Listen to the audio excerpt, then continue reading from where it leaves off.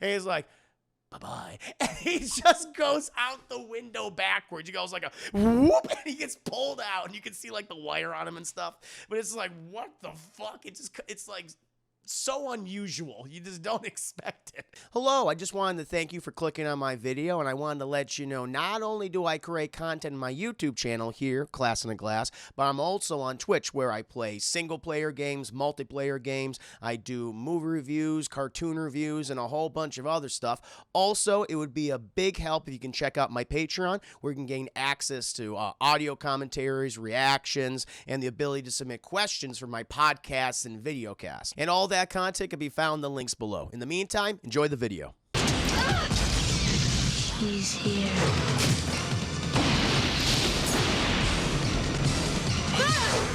Candyman.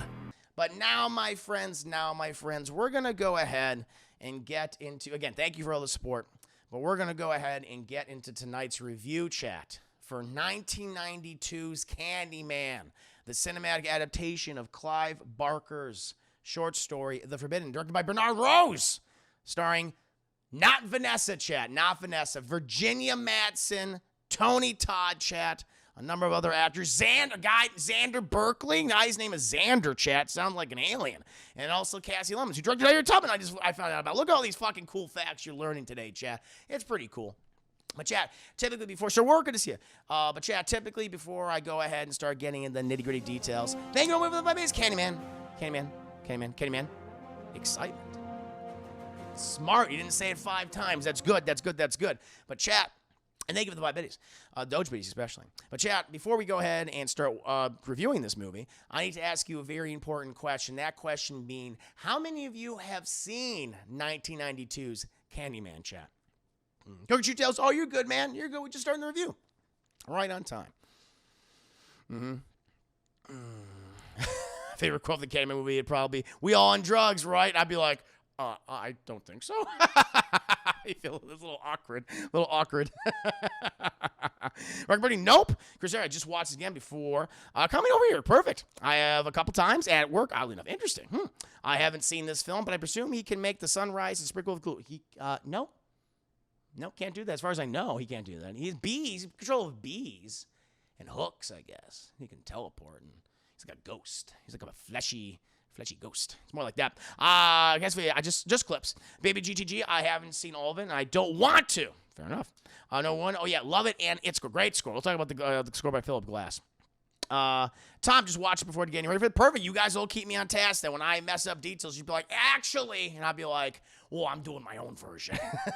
It's an urban legend after all, so it can change. Haha. Yes, I saw it when I was a kid, and it scared the shit out of me. And I watched it last week for the first time, probably since I was like 5. There is like a number of disturbing scenes. Like there's one. I mean, you know, some of the horror is a little dated, you know, the kills, but there's one I'm like, oh my fucking God. It still gets me. It still gets me to this day. It's like, oh, it's so disturbing. I've seen Candyman more than once. I watched it a couple months ago, says Blackstone. Nice. In theater when I was too young. Thanks, cuz, says Sir Work. Rascal, at the IT help desk, they had the Sci-Fi Channel in the lobby, and they kept playing it for some reason. Interesting. Watched the movies. I was young. It was a mistake. 92. Wow, that's awesome. I've seen it, but never the actual Candyman, because I wouldn't dare be foolish enough to say his name 3 times. You can say his name 3 times. You can even say his name 4 times. That 5th time, though, it was like, oh shit. You might be screwed. You might be fucked, one might say. I went during that scene. Yeah, there's a nasty scene. We'll talk about it. I live in the south side of Chicago, so it scared me, especially because it looked like it took place where it lives. Yeah, now I imagine some people who live in Chicago are familiar with the Cabrini Green area, or the area that was formerly Cabrini Green, because Cabrini Green does not exist there anymore. I believe it's been demolished. It's been gentrified. You know, it's gone through many changes. But I imagine people that like saw this movie are like, oh shit, Jesus Christ. And it's like, oh wow, it's like it makes it even more disturbing. It makes it even more personal. I think, chat. I mean, if they made a horror film in my area, if they made it in Buffalo, New York, it's like, yeah, shit, yeah, they're nailing it. Now it makes you like scared to go back or something. Yeah, it's cool, it's interesting. But chat, like many of you, I have seen this movie many times. I'm a big fan of it. I like Clive Barker's works, chat. His original short stories and a number of his adaptations. You guys know I'm a huge Hellraiser fan. Please do check out my Hellraiser spoiler review on my YouTube channel, Class in a Glass, and also my full-length video and audio commentary of Hellraiser. I think I've done a review for Hellraiser. Yes, I have. Hellraiser, and of course my commentary available on my Patreon chat. Really love that movie. And of course, my other favorite, my second favorite Clive Barker film is Candyman, 1992. I've read the original short story that it's based on, The Forbidden, as I've said, where that one takes place in Liverpool, England, and where it's kind of more about the class disparity in the British class system, the huge wide divides between the poor and the middle class and the super wealthy, Chad. I mean, it's a great story. I highly recommend checking it out. It's part of his Books of Blood short story series. There's like 5 or 6 or 7 at this point, but it's great works. But they wanted, Clive Barker wanted to adapt this, and the studio did as well. The studio being, who was the original studio that adapted this? TriStar Pictures. TriStar distributed it. Production was Propaganda Films and Polygram Filmed Entertainment, Chat.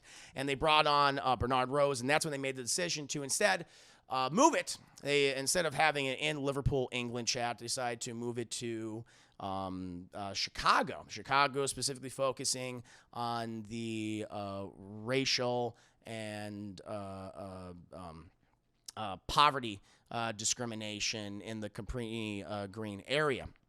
And I think that was a very inspired location, Chat. I think it's one of those few. I mean, horror films always, analyze horror and science fiction always analyze societal ills, cultural ills, and to great effect.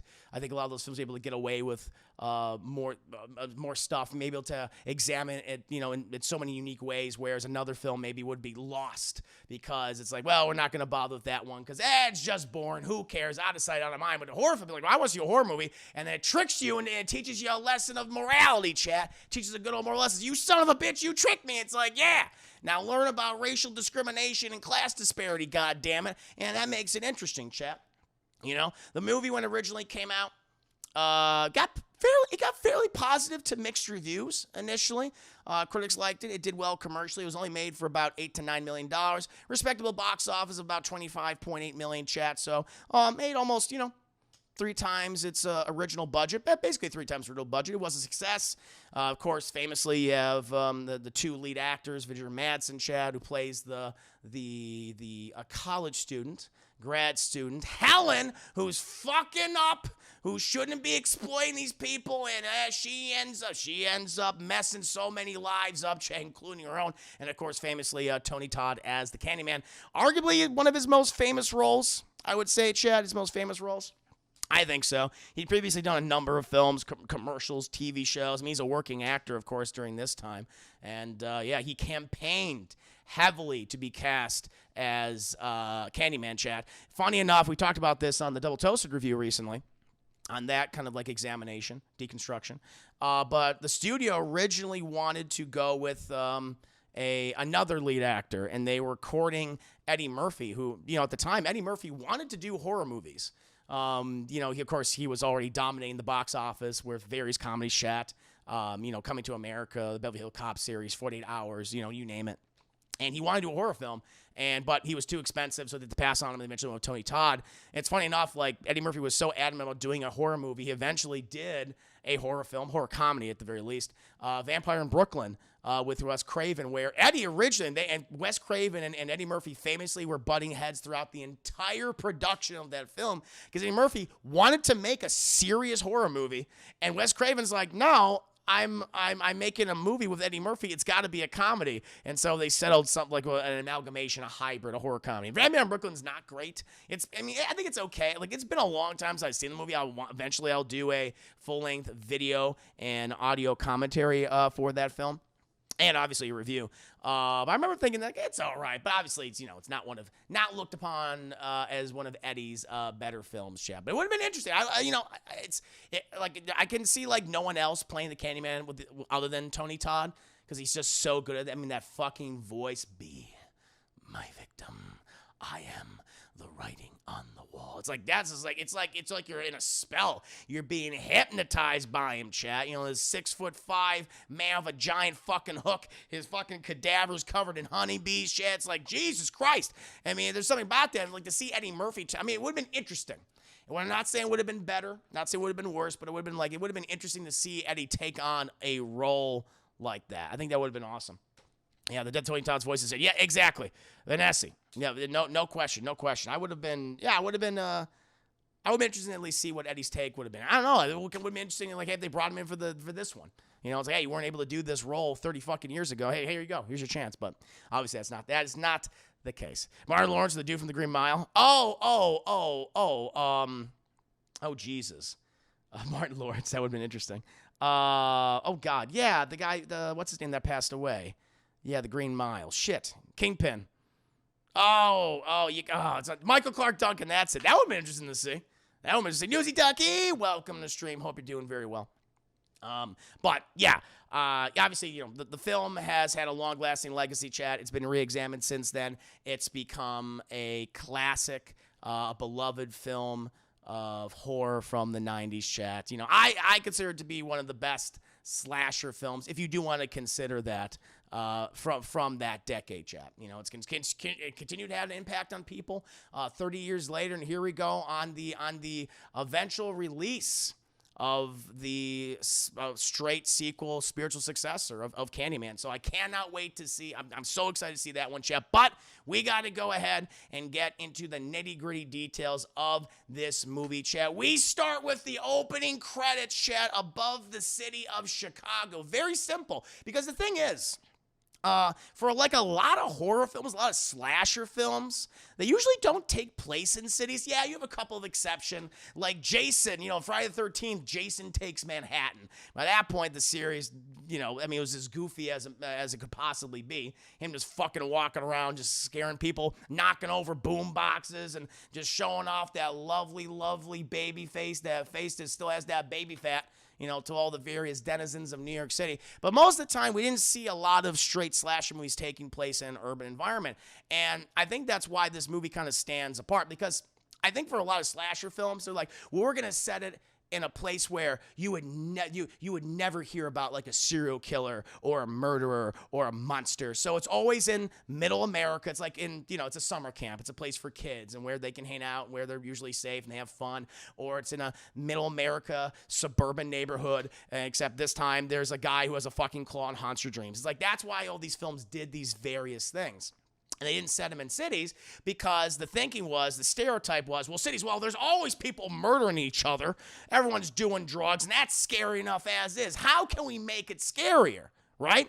Well, fucking, you know, Clive Barker and Bernard Rose said, we'll go ahead and show you. We're going to show the horrors of racial injustice, of racial discrimination, of class disparity, of poverty and its effect on our environment, how it changes people's thinking, how it influences other people of various races and classes. And it's like, oh, wow, what a fucking inspired idea. That's so goddamn cool. And what helps is, Chad, when we're showing, it says, oh, it is like a helicopter shot above the city. And it's a very simple intro, chat, but we have this haunting score by Philip Glass, chat, where it's a combination of various things, but it's mostly piano and organ music. And it's great. It feels kind of operatic. It kind of has like a Phantom of the Opera kind of vibe. And even the Candyman kind of indulges in that classic, you know, Phantom of the Opera as he's trying to woo the character of Helen, chat, both torture her and make love to her. Like, I definitely see the similarities between them. But this music to me is so haunting and so glorious. It's funny because Philip Glass, he was interested in the project at first, but he imagined as something that was going to be something other than just a horror movie slasher film.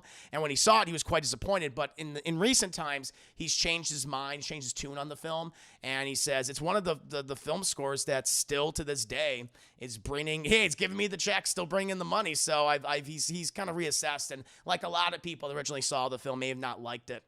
He's like, nah, there's something special here, which is pretty cool. Hey, change his mind, chap. But I love just how simple this opening is. Until the bees are there, Chad, and the bees are swarming over the city. It's like, oh my God. I mean, it's like The Swarm. It's like the 70s horror film, The Swarm, Chad. I mean, suddenly if a city was besieged by honeybees, chats, you know, killer bees or hornets, I would be horrified. I'd be like, fuck this bullshit. Absolutely not. I ain't dealing with it. No fucking thank you. And showing all across the, you know, the city of Chicago, Cabrini Green, chat. Mention Cabrini Green, for those who don't know, it was a projects It was a project in Chicago. It's no longer there anymore, chat. But these were various housings, apartments that were developed in the city. And what's interesting about it is, and the film actually talks about this later on, is they were built for cheap, but but the same company that built these buildings also built other buildings around Chicago. And the only thing is, when they knew when poor people, specifically poor black people, were moving in, they're like, well, we're not gonna make them the best of quality, of course. So even like the subtlest thing, there's actually a great horror documentary that examines Candyman, like on YouTube, and like that delves into the racial discrimination angle and the class disparity, and it talks about how it's like subtle things that the company did differently to its buildings in that area as it did to other ones. So like for this one, they use like a kind of cheap paint and like a really like utilitarian numbered system, and so the numbers were like very, like it was just like they were printed on the doors or something like that, the addresses. But then in all these other areas, the numbering system looked beautiful. It was gorgeous. And it's like, that's fucked up. That's fucked up. So it was just the subtle things, how this company was discriminating against its intended tenants. Its eventual tenants. It's like, wow, based on the neighborhood, based on the environment, based on the predominant groups of people that lived in these areas, it's like, that's just fucking nuts. The plaster, yes, that's right. Helen's building had plaster on the walls, exactly. And the film goes into this, showing how the building that Helen is was made by some company that made the Cabrini Green apartments. That has this very nice plaster, but when you go to Cabrini Green, it's all this exposed fucking brick and cement, and it looks like shit. And it's just because they knew who their tenants were. They knew they were going to be wealthy white people. Upper middle class to wealthy white people that were going to live in this area of the city, in this building, and they knew that poor black people were going to live in this one, so they didn't do as much for those buildings because they're like, well, fuck them, who cares? They're a bunch of pores. And it's like, geez, and that still happens now. And the sad thing is, chat, that still happens to this day, and it's obvious. And the movie was really ahead of its time. And I think like only a film like Candyman could get away with that and show that, but it's like it has to go under the guise of a straight slasher, which I think is very interesting. But the bees, chat, the fucking bees! The bees are everywhere. And then we cut to Helen with good old Virginia Madsen, chat, the sister of Michael Madsen, chat, that's her, and she's smoking a cigarette, just staring off in the middle distance, just inhaling and puffing away. And Virginia Madsen, Helen, most of the film she's smoking. And I don't know if Virginia Madsen, like, she was addicted to cigarettes or needed her nicotine fix, but Jesus fucking Christ, there's nary a scene when she's not holding a cigarette and taking a puff. I mean, I know a lot of people were smoking, of course, in many films for decades, the 90s, the 80s, the 70s, 60s, 50s, 40s, all the way down. But it's like, Jesus Christ, girl, you're going to stop. I think she's smoking a pack a day while making this movie. But she's smoking. And she's listening to this, we assume this University of Illinois student talking about the legend of the Candyman, chat. Helen, she's doing a thesis on urban legends in Chicago, and specifically one of the big subjects is the Candyman, the person who has been supposedly haunting Cabrini Green for decades. And this student, we don't actually see. She talks about this babysitter living in the fucking suburbs. You get little babies right there, and she's getting all hot and bothered because teenager Ted Raimi, who I believe is a 35-year-old man, while filming this film, he's a 35-year-old teenager. He's coming over there to visit, right? And he gets over there, chat. He's got this slick back hair. He's wearing this fucking leather jacket, riding a motorcycle and shit. And he walks down there, chat, and his fucking, you could just know that he's got that big old sausage swinging the breech and in those jeans, chat. He's going commando style. There's no doubt about that. He comes in here, and comes in the house, sees the babysitter. They start flirting. They start talking. She's like, okay, I want to have the sex. And he's like, fucking fantastic. And so they go upstairs. She checks on the baby. It's like, okay, baby's asleep. It's okay. Let's have the sex. And she goes in the bathroom, takes off her shirt, and then she's like, hey, do you know who Candyman is? And he's like, no. He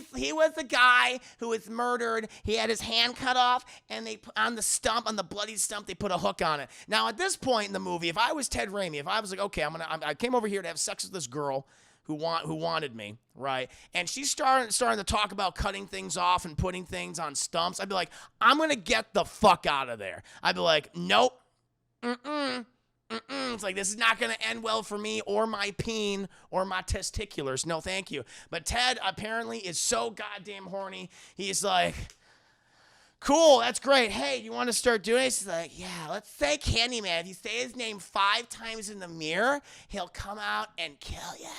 Let's say it. And he's like, okay.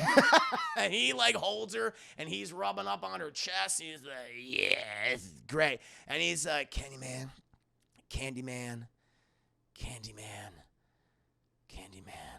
Let's have sex. She's like, ha ha, you're a coward. You don't want to do it. And he's like, yeah, I'm scared. Come on, girl. And he's about to start smooching and start thrusting, Chad. But he's like, not here. Go downstairs. And he's like, why the fuck did we come up to the bathroom? What were you doing? It's very confusing, Chad. This girl was on something, okay?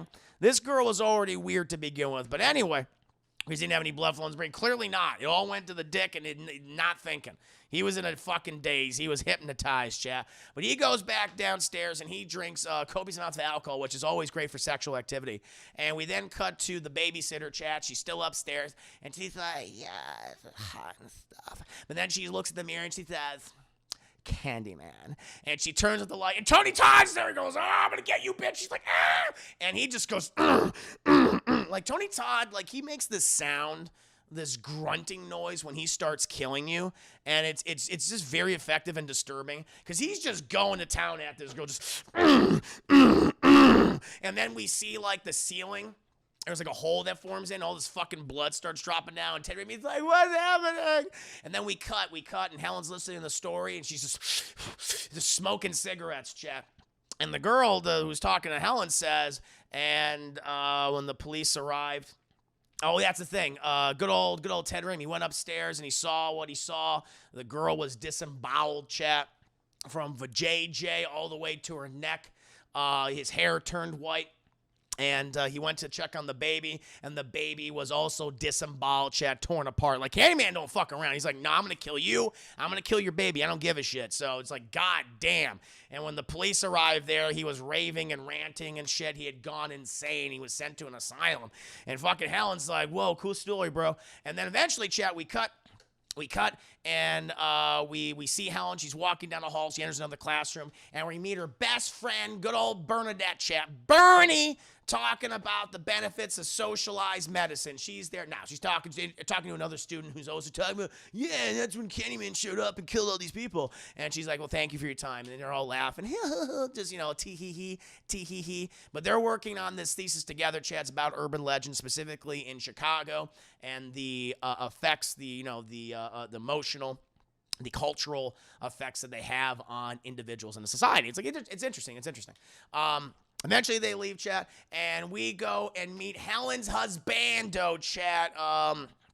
Trevor, Dr. Trevor, chat. And she goes in this giant fucking lecture hall, and everyone's talking about, like urban legends and shit. This one girl's going off like, alligators in the sewers, they're real. They're in Miami, okay? And they're 30 feet long, and they're albino because they've not been exposed to the sun. Everyone starts laughing at her. Ha, ha, ha, ha. This one guy says, that's fucking crazy. We all know that alligators in the sewers only exist in New York. And Trevor's like, yes, that's what makes them real, because they're in New York. And everyone's like, ha, ha, ha. You're a fucking idiot. He's like, oh, and he's all sad and shit. And then something weird happens in the movie. I forgot about this. Thank you. Look, the boss of the two bitties, urban legends, but they are actually urban. Very urban. Very much so. Her friend was over the dude with the vanilla ice hair. She was all about him. She's like, give me that sweet, sweet vanilla. Thank you very much. Oh, that's the thing, too. People, someone mentioned earlier, Gillian Anderson. Virginia Madsen really does look like Gillian Anderson. This is like, Jesus. By the way, and Virginia Madsen is, even though she's puffing away, she is just smoking so many cigarettes, shit. She is fucking drop dead gorgeous. And she looks great today.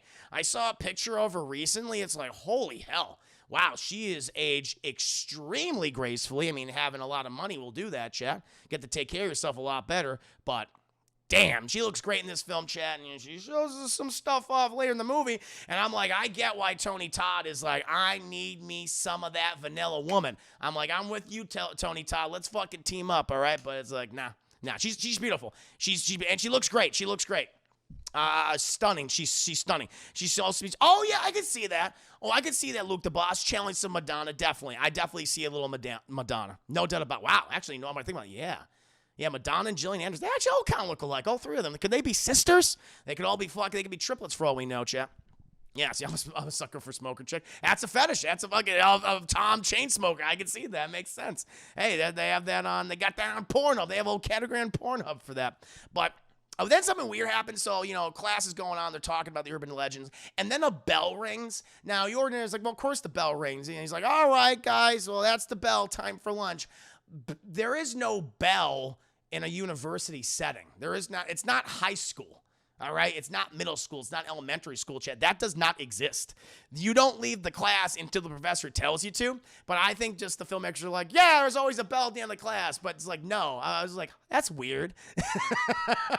I worked in a university for quite some time, chat, and college. So I know I'm like, that is not accurate. It's a small little thing. It's something easily to ignore. But as someone who worked in a university setting, I'm like, wait a minute, that's not how that works. But I thought it was funny. And so she goes down and talks to him. And he's talking to some students, chat. And you could tell that he has an eye for some of the girls in his class, chat. He likes them young, chat. Good old horny Trevor. And he's talking to this one girl, and I think named Stacy, I want to say. And Helen's just standing there. And he's like, oh, Helen, my lovely wife. And they do a little kiss. And he's like, this is the Wonder Team. This is the Wonder Team right here. Introduces her to all of them, and it doesn't say that one girl's name. It's like, what's going on here? What are you doing, Trevor? What are you doing? And eventually, they all leave and shit. And she's like, so who was that? Who was that girl he didn't introduce me to? He's like, that's Stacy. And she goes, and she's like, yeah, you got something for her? I'm like, no, of course not, Helen. I love you. But she's madly in love with me. And she's like, oh, my God, you're such a pig. He's like, I'm just telling you the truth, honey. I don't know what you want with me. But she's mad. Not mad at him because of Stacy, chat. You think I'd be like, what the fuck are you doing flirting with a freshman or whoever, how old she is, chat? You're 45 years old, Trevor. Jesus.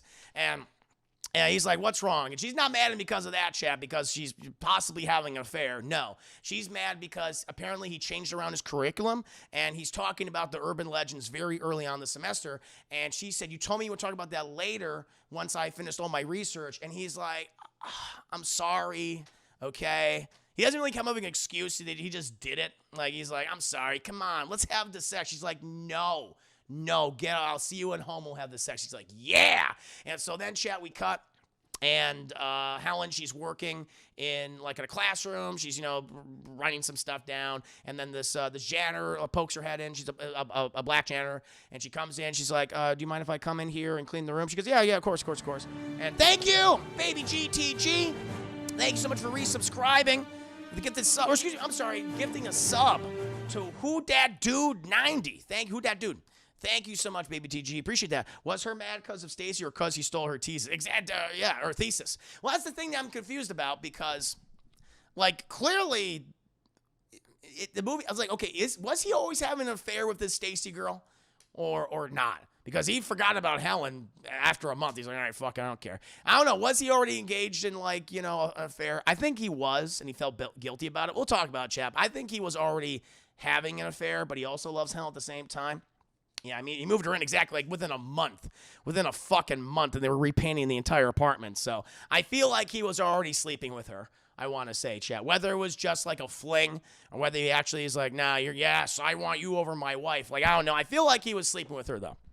I don't know. It's heavily implied at the very least, yeah. We don't see him fucking, but it's like, there's something going on here, okay? Or with the janitor comes in, and she starts cleaning and things. And Helen, she has her tape recorder playing the story. And this person on the tape recorder is talking about Candyman. And the janitor is like, oh, the Candyman. Is that part of your study that you're doing? And Helen's like, yes, it is. And she goes like, oh, yeah. I've heard about Candyman. Mm-hmm. He lives in Cabrini Green. And she's like, what are you talking about, lives in Cabrini Green? He's like, oh, yeah, people like Cabrini Green have always been talking about him for years. He's killed so many people. Killed that one girl there. Oh, what was her name? What was her? You know what? I'll be right back. There's a friend of mine outside. I don't live on Cabrini Green. I live on the other side of the city. But she lives in Cabrini Green, and she knows about the Candyman and that girl that got killed recently. And she's like, okay. And so, or like a year ago. I think they said like it was like a year or so ago. And then she goes outside into the hallway and she calls her friend over. And she's like, hey, I need to come in here. I'm just going to ask you a question. She's like, all right, sure. She goes in the classroom, introduces Helen to the other janitor.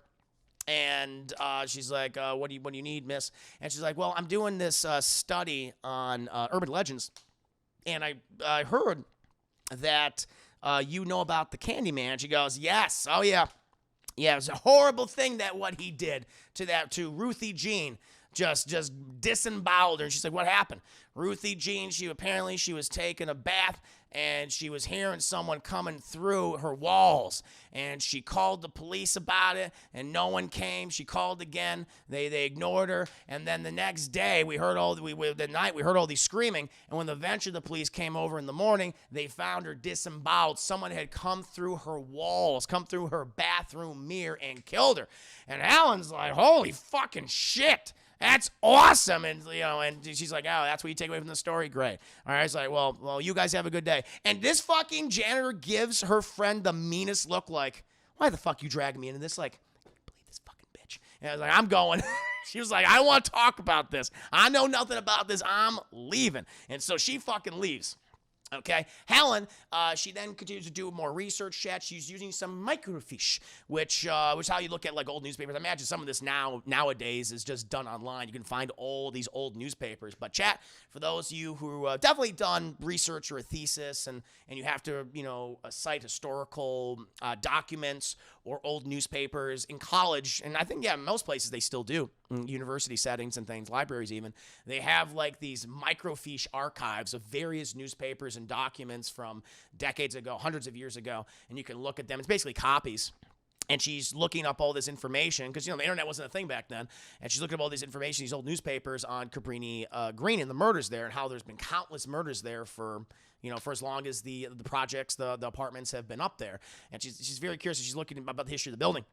Eventually, we cut, and she's in her very expensive-looking condo apartment chat where she's talking with her friend Bernie chat. Bernie's going off about socialized medicine, and she's like, Bernie, I don't want to hear it right now. We got to talk about the Cabrini Green stuff. She's like, okay, all right, I don't like that place over there, okay? There's been shootings, and it's very scary. I don't even want to drive by there, okay? I'm not going to deal with those people. What do you mean by that, Bernie? What do you mean those people, okay? I didn't like that.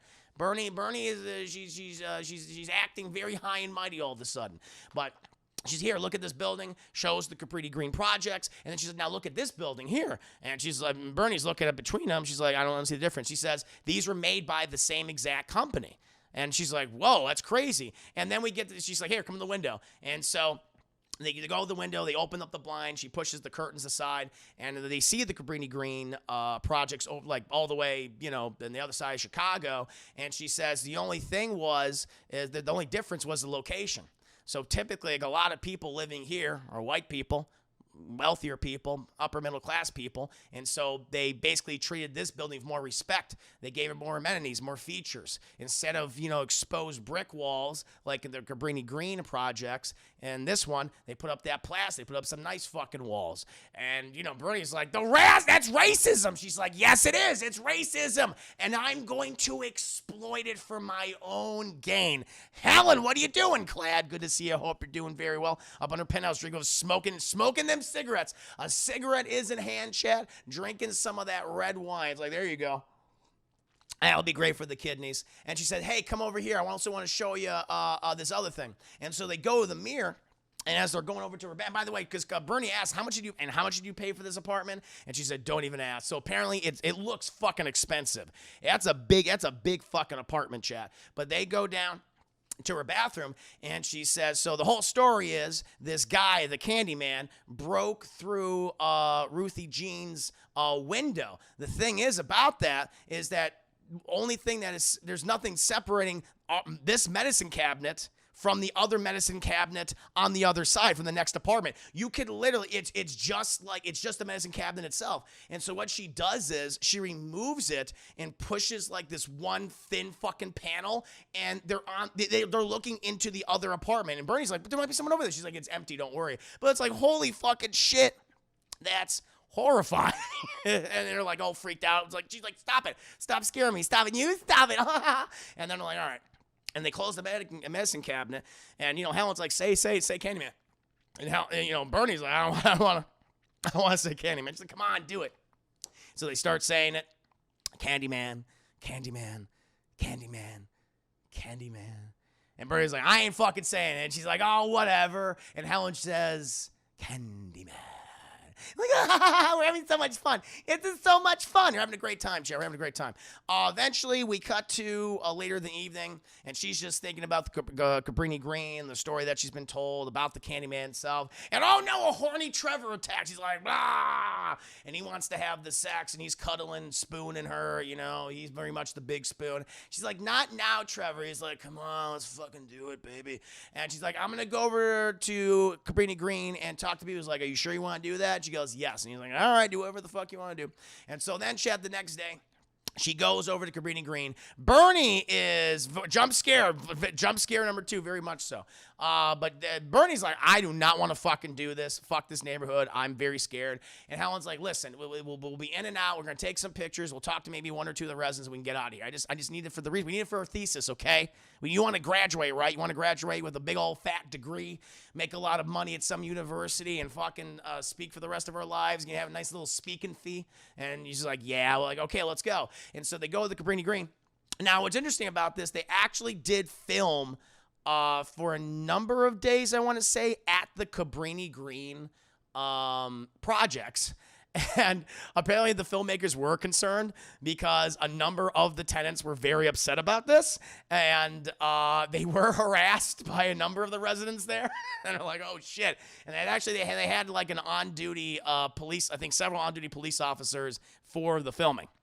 But they go in there, and already these people out, the tenants are like, what the fuck you doing here? You don't belong here, white lady, vanilla. And she's like, just Bernie, don't look at them. Don't look at them. He's like, where you going, Bernie? Where you going, Bernie? Where you going, Blondie? And they're like all harassing. They're just after them. It's like Jesus. And eventually they go to the elevator, like, that elevator doesn't work. Elevator doesn't work. You don't belong. You don't know what you're doing, do you? And she's like, oh, shit, fucking, oh, God.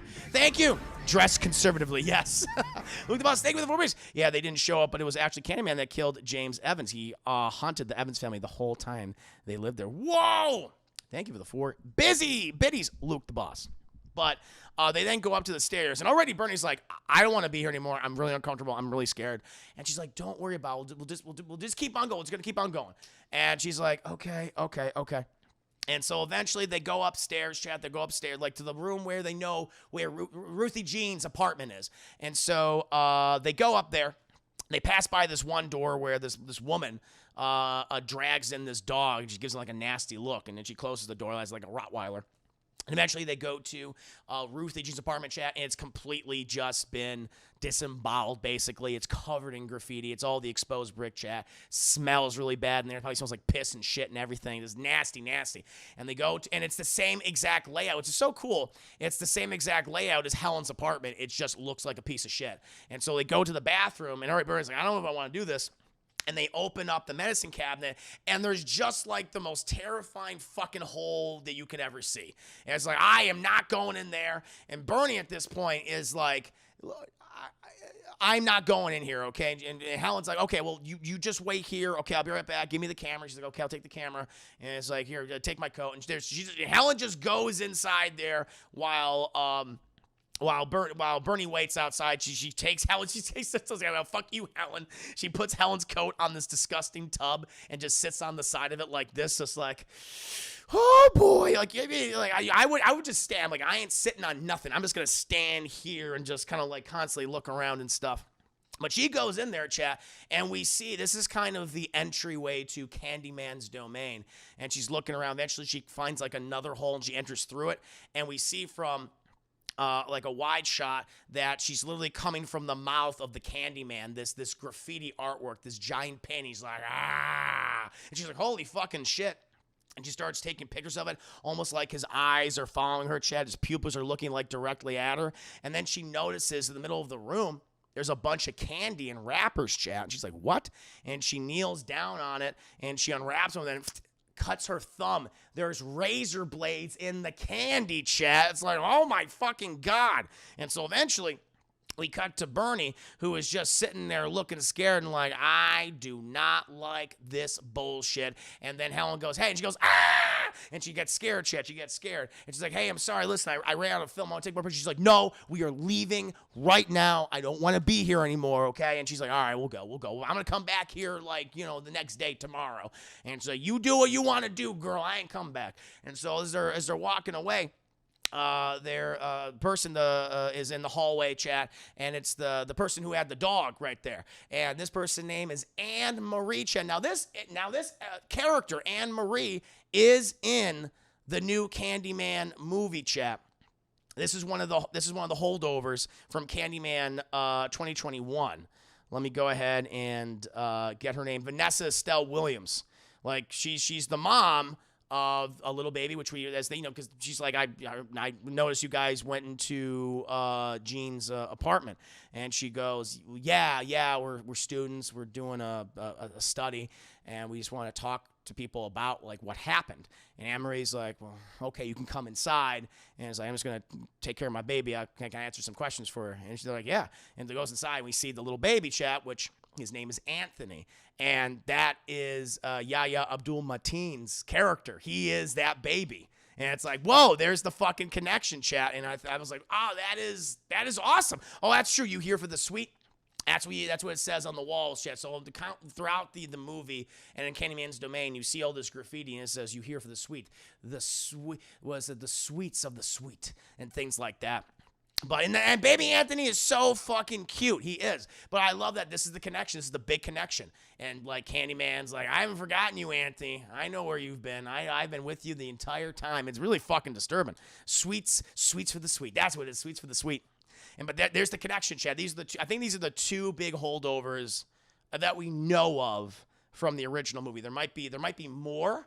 There might be more characters that we're unaware of, Chad. Maybe Helen might appear. We'll see. Maybe Virginia Madsen has a cameo. I don't know. Would not be surprised, especially by the end of this movie. But they come in there, and Anne Marie at this point is like, oh, so what do you hear? You want to know if we're all on drugs, if we all do crimes?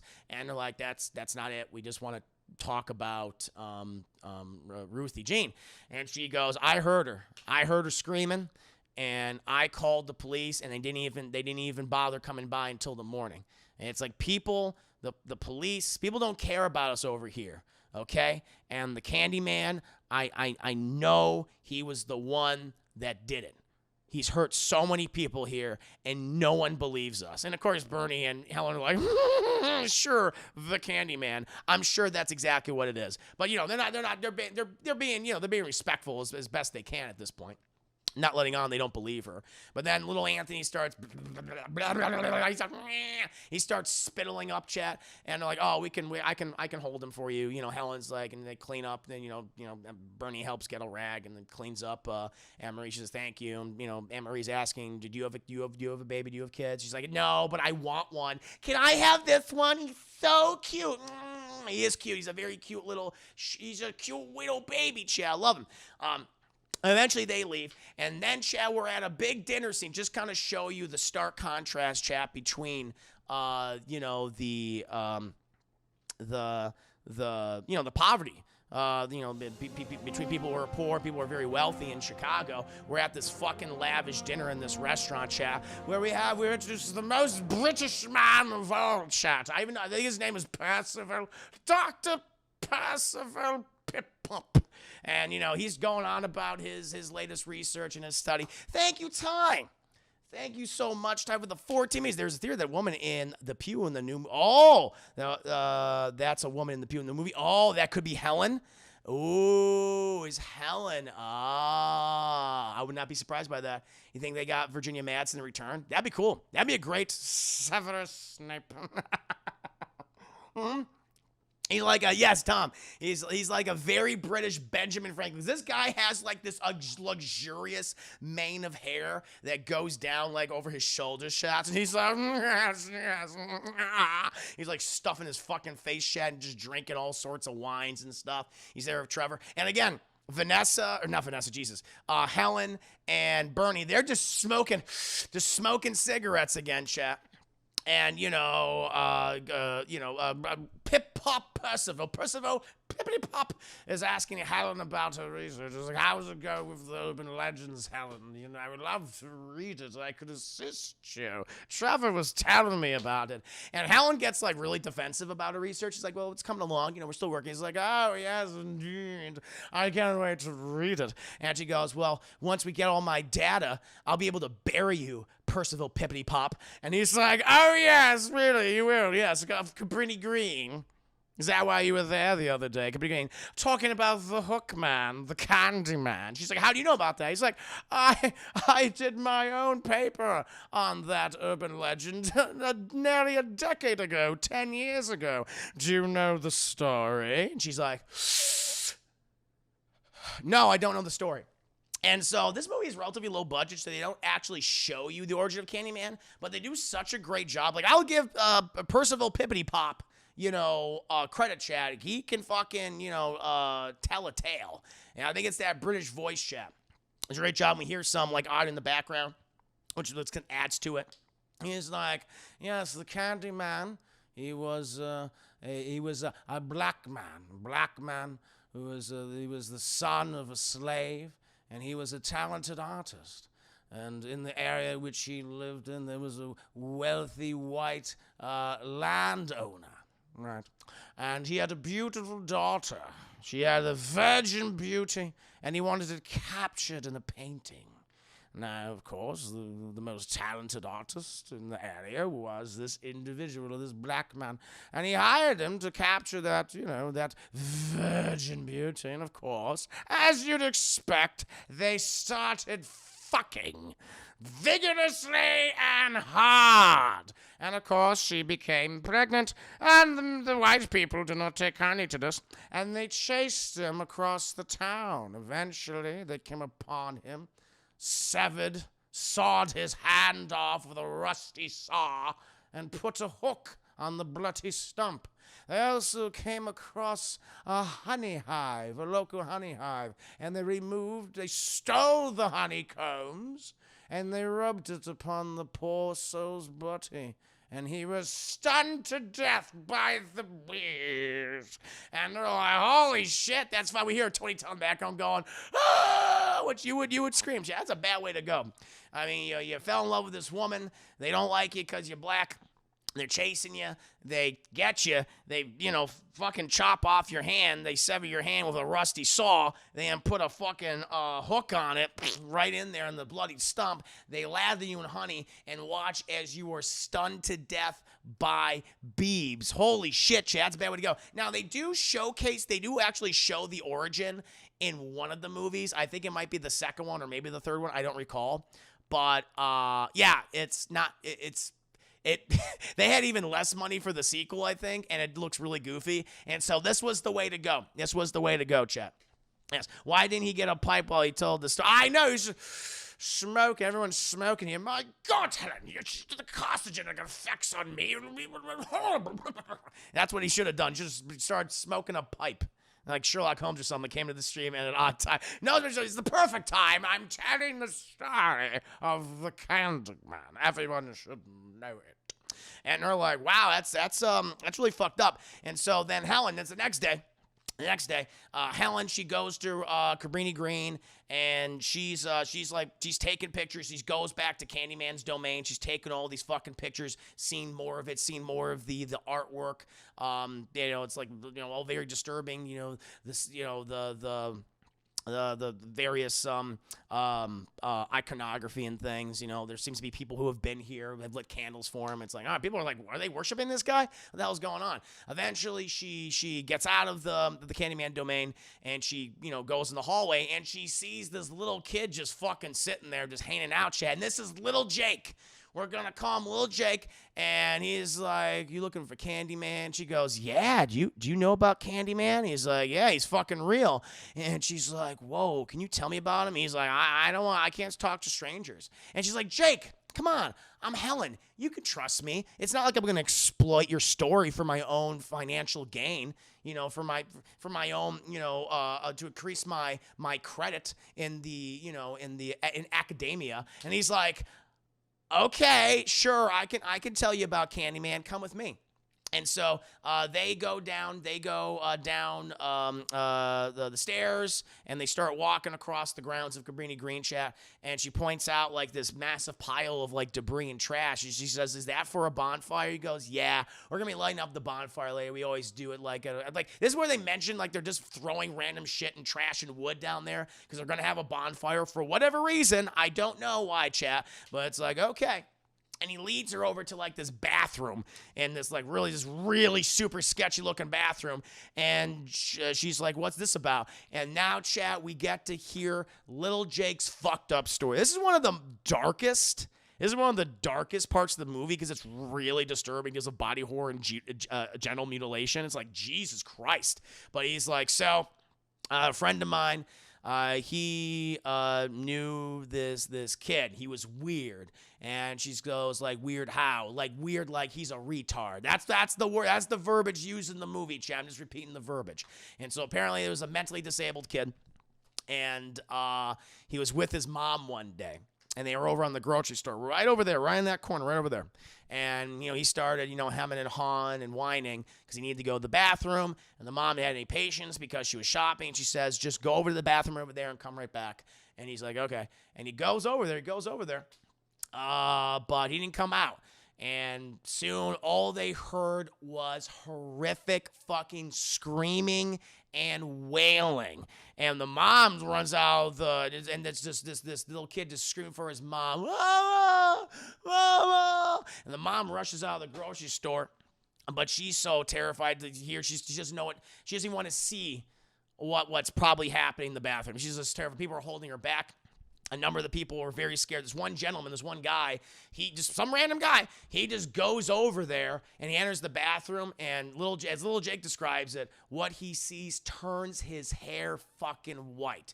The bathroom floor against all the toilets, completely covered in blood. The little kid, chat, holding himself as blood is gushing from him. And the guy goes to the one toilet the one stall that's open, and he sees his penis, he sees his dick, and his balls floating in it. And, and the kid's like, he's better off dead. Should have died. Candyman should have just killed him. But that's the thing. He does these horrific things to keep his name out there. And fucking Helen's just like, Jesus Christ. Ace Rock Bro Juice. Good to see you. Really, who can? The Candyman can, apparently. Hope you're doing well, Ace Rock. Good to see you. Because Chicago, what else would you? It's just like, yeah. It is fucked up. It's like, my God. I actually heard the story as a kid, but it was told me it was a real life event. Yeah. They got it from this movie. It was passed along. Everyone thought it was real. But it's like, holy shit. This scene still holds up because it's a flashback, but the way in which this is filmed. And they show enough that it's like, oh my God. It's really, really scary. And it just pulls at your heart. It's like, oh my God, this poor fucking kid. Where the Candyman, or someone came up to him and just used a hook to rip off, just rip off his genitals. It's like, Jesus. And Helen's like, wow. She's like, well, that sounds cool. I'm going to go in the bathroom. Now, chat, if someone just told me a story about how in that bathroom someone got their genitals ripped off and like was just sitting there in their own bloodied mess, I'd be like, well, I'm never going in that bathroom. But Helen's like, well, I can't help it. I gotta go. It's like, Jesus Christ, chat. Curiosity killed the white lady, my Lord. And so she just goes in there. She goes in there, chat. And the bathroom is just covered. Absolutely covered in shit, in feces. Like, literally, someone just took, they shat, and they just started to write, like, letters and words in their own shit. Who would do this? It's so fucked up. Oh, my God. Juicy man. Nature calls? I guess so. Keep it in the toilet, please. And we see there. She's like, oh. And I don't think this bathroom has any running water at this point. I don't think this bathroom, no one. I hate to be the guys that have to clean this bathroom up. But we see it written in human shit, sweets for the sweet. And it's like, ew. No one thing with the movies, gotta love white people in order, but that was stupid. Very, very curious, but very stupid. And so she goes over the stalls and the toilets are all destroyed. And she goes the last one. And she I will say Virginia Madsen sells this because she's just trying to I'm trying to avoid. She's trying to find a little bit of a clean space on the shit covered walls. And she kind of goes fuck shit, and she opens each stall like that. I would just use my shoe and go like that. But she just using her gloves. She goes to the third stall, which is covered, has the most shit covered on it, the words written, sweet and stuff. She opens that up. And she sees the toilet, the lid's down, and she goes over to it, and she lifts up the lid, and it's covered, it's just filled with bees, filled with honeybees, chat. But she's like, oh, she freaks out. And she closes the lid, and then she walks out. She's like, oh, fucking shit. But then she starts taking pictures of the shit writing. But then this one guy walks in. She had this one guy wearing this very long black leather coat. And she turns around, she's like, Jesus Christ. And she's like, oh, hi, I'm just taking pictures. I'm just gonna go ahead and get out of here. And then then these other guys start coming in, and she's like, "Oh, how you guys doing? Yeah, I'm from the University of Illinois. I'm just gonna get going." They're like, and they grab her, chat. They grab her, like, "You ain't going anywhere." And she says, "What do you want? What do you want? What do you want? What do you guys want?" And this guy has a great line in the movie. He's like, I hear you're looking for Candyman, bitch. And she's like, I'm just doing research for my thesis. I go to the University of Illinois, okay? I don't want to bother you. I'm going to get going. And he's like, no, I'm going to give you. And he pulls out a fucking hook. And he's like, no, I'm the fucking Candy. I'm going to give you what you goddamn deserve, what you came looking for. Boom! And he just fucking hits her on the side of the goddamn head of the hook, chap. And eventually we cut outside, and Philip Glass's score's playing, and little Jake's just like, oh, what's going on? And all these guys, eventually they exit. They walk out, and they're all talking about, like, ha, dumb fucking bitch. And they leave, and little Jake, he goes inside the bathroom, and he sees Helen on the floor and just covered in shit. The shit-covered floor, chat, everything, and just profusely bleeding from the head. And he's like, oh, my God. We then cut, chat, and Virginia Madsen, Helen, she's in the police station, and she's looking at a usual suspects line, and these guys start saying basically usual suspects. The person can't remember who the exact person was, so say this line, and it'll be like, be able to identify you by the voice, because she can't remember very well. And you get all these guys in this line who start saying, here looking for Candyman, bitch, and everything, until they get to that one guy who's obviously still wearing the fucking leather jacket. He's like, here you're looking for Candyman, bitch. She's like, that's the guy. And we get Valento, chat. Officer Valento, Detective Valento, chat, who is the king of cartoons. I did not know this, chat. I learned this from on the DT review of this movie. The actor who played Officer Valento, let's give this man some respect, chat. Gilbert Lewis. He played the king of cartoons in Pee-wee's Playhouse, showcasing all sorts of new cartoons. Very, very cool. Oh, we're going to talk about Bat Boy. Virginia Madsen, by the way, yes. So one of the things that freaked Virginia Madsen out about this movie was she originally was going to pass on it because she was allergic to bees. And Bernard Rose was like, oh, no, you're not. No, it's some other allergy. And she was tested for various bee allergies. She was allergic to bees, very allergic to wasps and things. But then Bernard Rose was like, oh, don't worry about it. No, we'll fix this. We'll make sure we'll take all the necessary safety precautions. They actually did. In regards to some of the scenes of the bees, like the ones, like we'll talk about, like the ones with, they're in, Tony Todd's mouth. Those are real bees inside his mouth, and they're covering his body and covering Virginia Madsen. Those are, newborn baby honeybees. They're, only 12 hours old, and they could still sting, but they're not as aggressive, and they move a little bit slower. And so they're the least dangerous kind of bees to use. And this is what, if bees are used in movies, typically it's, baby bees that are used. And so, and they had medical professionals on staff in case Virginia Madsen was stunned, along with Tony Todd and everyone else was there. And so it's kind of interesting. And we'll talk about the rest of that scene and some of the technical aspects of the bees, especially with Tony Todd. It's really interesting stuff. It's like, God damn, that's dedication. That man was dedicated, Chad. He worked on a cool little clause with his contract. But apparently, they identified the fake the Candyman, who was like, I guess that's the Candyman everyone's been talking about. And they're like, yep, he's going to be able to go to jail. And she's like, so was he the one that also killed Ruthie Jean? And the guy goes, yeah, probably.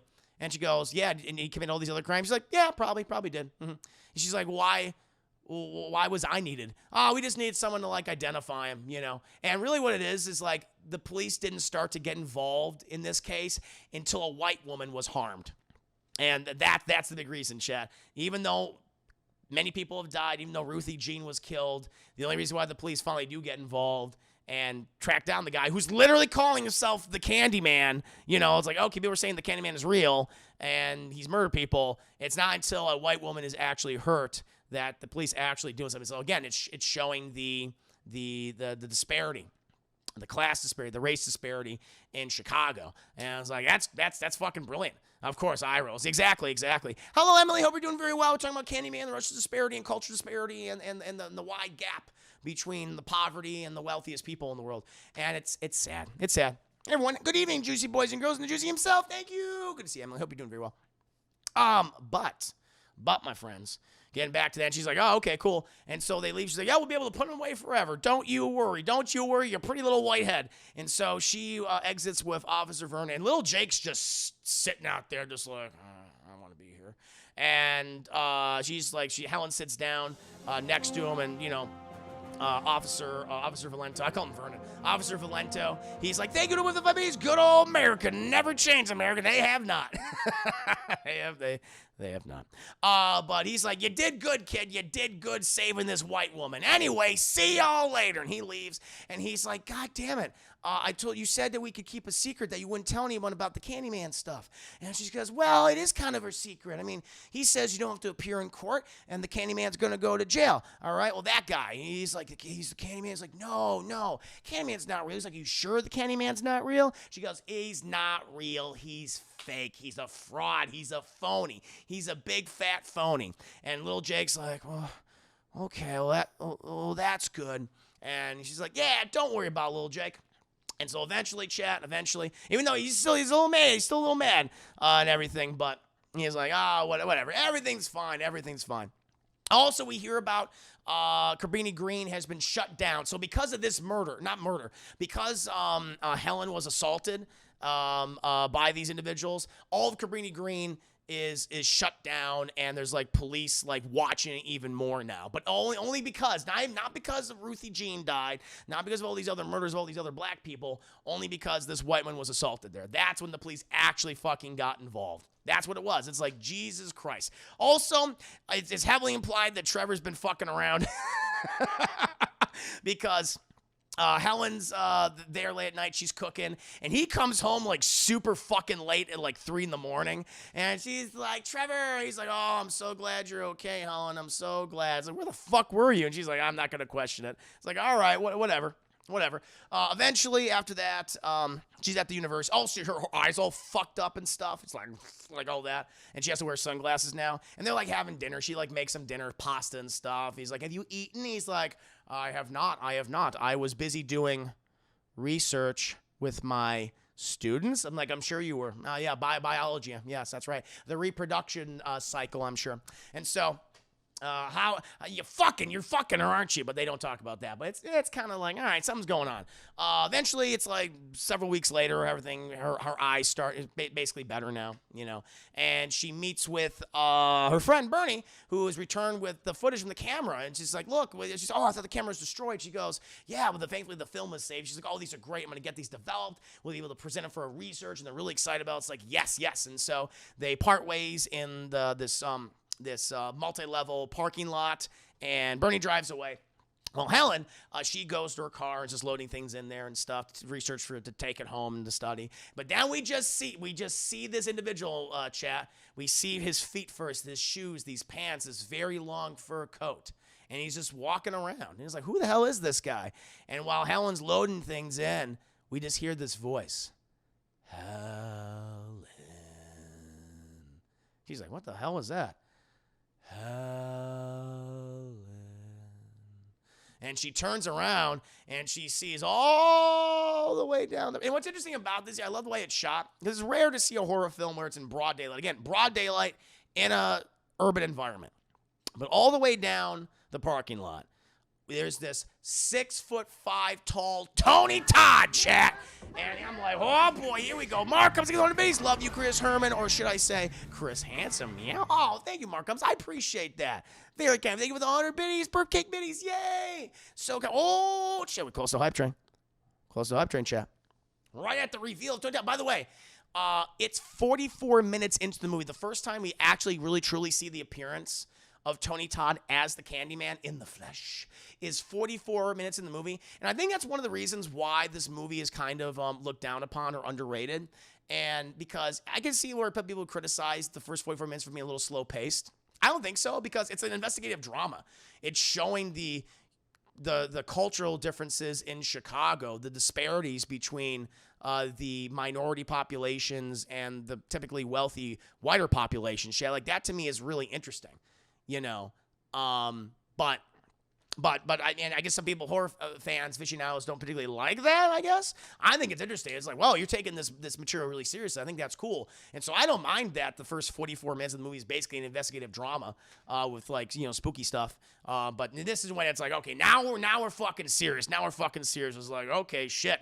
But she turns around. She says, hey, who are you? Is like, and then Tony Todd's voice is so majestic. And he's like, Helen, you didn't believe in me, so I came here. I obliged you. And it's like, whoa, Kaz Faith. Oh, chat, we are currently at the scene when Tony Todd is revealing himself. Kaz Faith, thank you so much for gifting us. So we got to do a hype train, chat. Very good. Thank you, chat, for all those biddies. Thank you for all that subs. Really do appreciate it. Hope you guys have been enjoying the review, having a fun time. I know I have, talking about Candyman, chat. And now we're getting into the serious business, chat. Because the Candyman, Tony Todd Candyman, has entered the picture, chat. But he's doing the whole thing. Helen.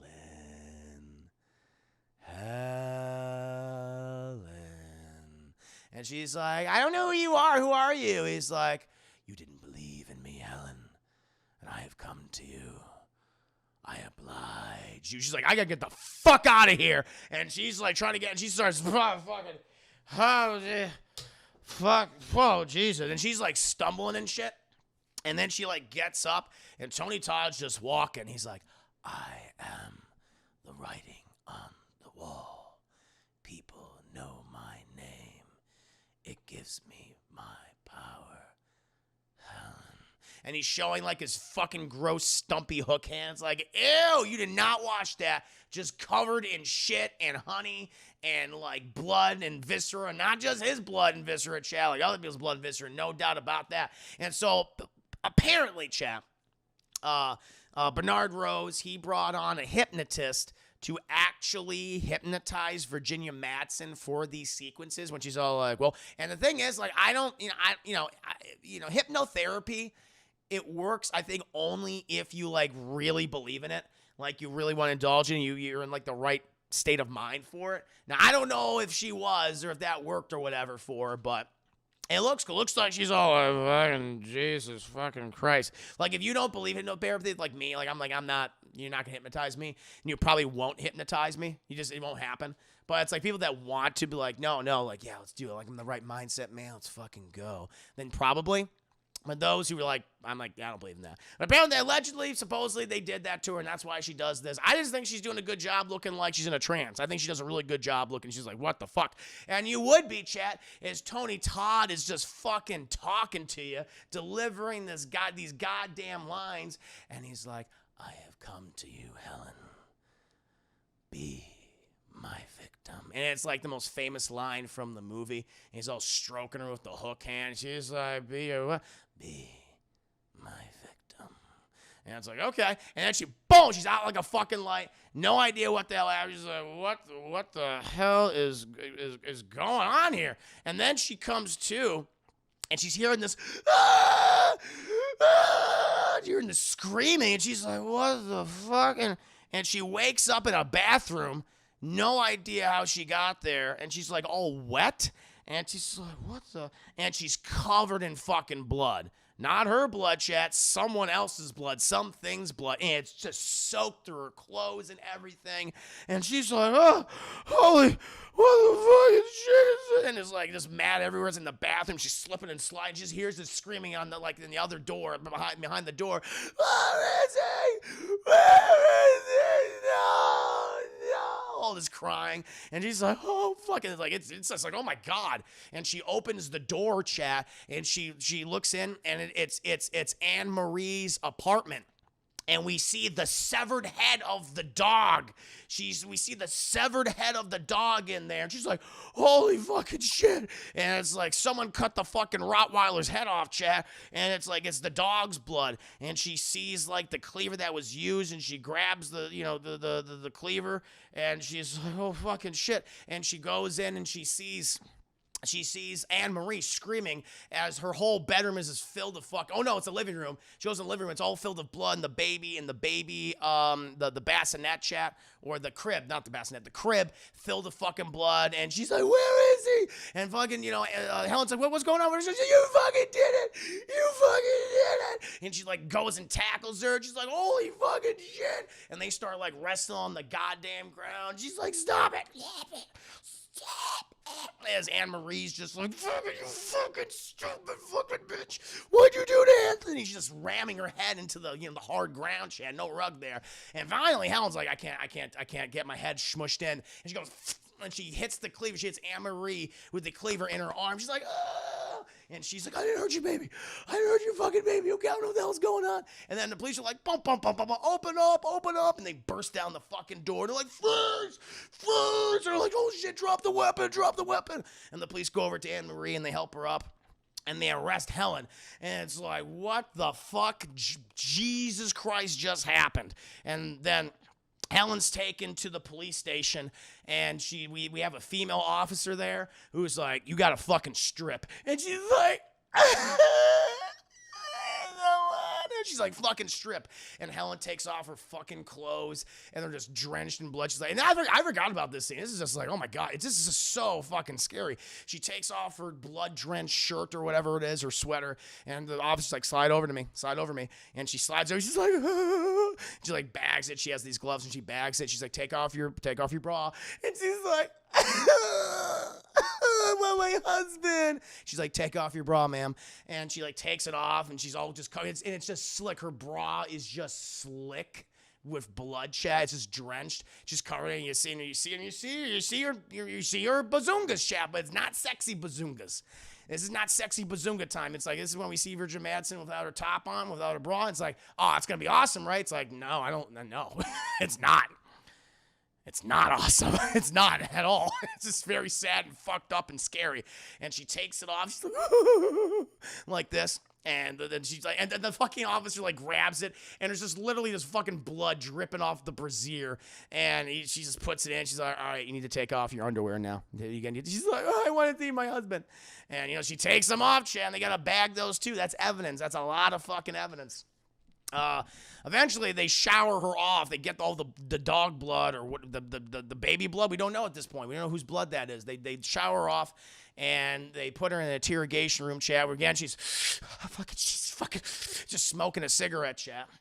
Has a cup of coffee. Officer Valento, he walks in, and she's like, I need to see Officer Valento. I said, wait, Officer Valento. And he's just super serious. He's like, hello, Helen. I need to inform you that we are placing you under arrest for the kidnapping and possible murder of Anthony. She's like, it wasn't fucking me. I didn't do it. I didn't fucking do it. And he is like, if you would like to proceed, we can provide you with counsel or your own counsel. How would you like to proceed, Helen? And she's like, I just want to see what else. And he gets fucking mad. He's like, boom, he slams the table. He's like, how would you like to proceed? And she's like, I need my counsel. And so, but I also want a phone call. And then she goes with the female officer to the payphone. When she places a call, calls her own apartment, hoping that fucking Trevor will be there. Trevor ain't there, chat. And Trevor's fucking around. He's fucking Stacy, his student. That's what's going on, chat. That undergrad. And eventually, she goes back to a prison cell. They put her in there. And she's just like all freaked out and shit. She's just staring at a goddamn toilet. And Candyman, just occasionally we see these visions like, Helen, they'll never believe you, Helen. And he's just messing with her at this point. Eventually, her husband comes in to pick her up, bailed her out. They don't have anything on her yet. I mean, other than I guess breaking and entering and killing a dog at this point. But they apparently he paid enough money to get her out of the prison. But the whole fucking press knows about it, chat. So as they're leading her out, everyone's wants answers. There's angry citizens about this, about fucking this crazy lady that might have kidnapped and stolen this goddamn baby. You also see, chat, little baby Anthony, he is in the domain of the Candyman. He's just there, on a pedestal. And Candyman is seemingly taking care of him at this point, chap. But it's like, for how long? For how long is the Candyman gonna do that? Eventually. Oh yeah, and that was 3 a.m. That's right. Does that have any significance? I don't know, because she doesn't know what time it is, because she hasn't seen a window. She hasn't seen outside yet. I don't know. That's a good question. I don't know if 3 a.m., that time has any significance. Possibly. I haven't read enough into the film or done enough research to see if it did. Maybe it does, but she does ask the officer what time is it, 3 a.m. And the fact that her husband, the thing is, I think the significance is that her husband is not home at 3 a.m. He's just out. And it's like, okay, either he's getting drunk with, Percival Pumpitipop, earlier. Yes, indeed. Or he's fucking Stacy, that undergrad student. It's one of those two things, chap. That's what it's one of those two things. And so he comes, picks her up. And we also see the Candyman's taking care of little Anthony at that point. But they go back home to their apartment. The lawyer's just talking about it. They're watching the news footage. Apparently the press did not release her name, so they don't know who it is. He's like, okay, that's good. We can work with that. In the meantime, they don't really have anything on you, but you got to tell me, Helen, what's going on? She's like, you believe me, I didn't hurt Anthony, right? I didn't have anything to do with this. And he's like, it's not my job to believe you or not. I need to know. I need to know what happened. Yeah, I need you to tell me what you experienced. And isn't 3 a.m. the witching hour? Because I think we all still about during your Conjuring review. Oh, yes, that's right. The witching hour is ghost shit. There you go. That must be it. I guess that must be it. Candyman just fucking around at that time. Thank you for the 5 biddies. But Helen's just like, I blacked out. I don't remember. It's like, you don't remember the 6'5" tall man with the hook who was, saying, be my victim. Apparently not. She's like, she doesn't remember anything, chap, but, she's being effectively framed for Anthony's possible murder and kidnapping here. And that's okay. That's what I like about Candyman, other than most ghost films, because Ghost, it's the same fucking shit over and over and over again. We're going to kind of start fucking with you a little bit. We'll tease you, we'll just play tricks on you, and then we'll just start fucking making your life miserable. But it's the same fucking thing. Candyman's like, nah, I'm immediately going to ruin your life, and I'm gonna make everyone hate you and think you're crazy, think you're a murderer, until I'm the only one you got. And it's like, man, he does not he does not fuck around, chat. He's like, I ain't beating around no goddamn bush. Okay, I'm going to burn down the goddamn bush to get after you. I'm like, I admire that about Tony Todd's Candyman. Pretty goddamn cool. He gets right. He gets to the end of things fairly quickly, chap. And it's not good. It's not good. And she's kind of freaking out at this point. She's just inside the house. She takes a bath. And this scene, we see Bazungas and Helen, Virginia Madsen looks very, very beautiful, showing off everything. Nice. And Trevor looks like he's actually really concerned with Helen at this point. He's like, listen, honey, if you need anything, just let me know. I'm a phone call away.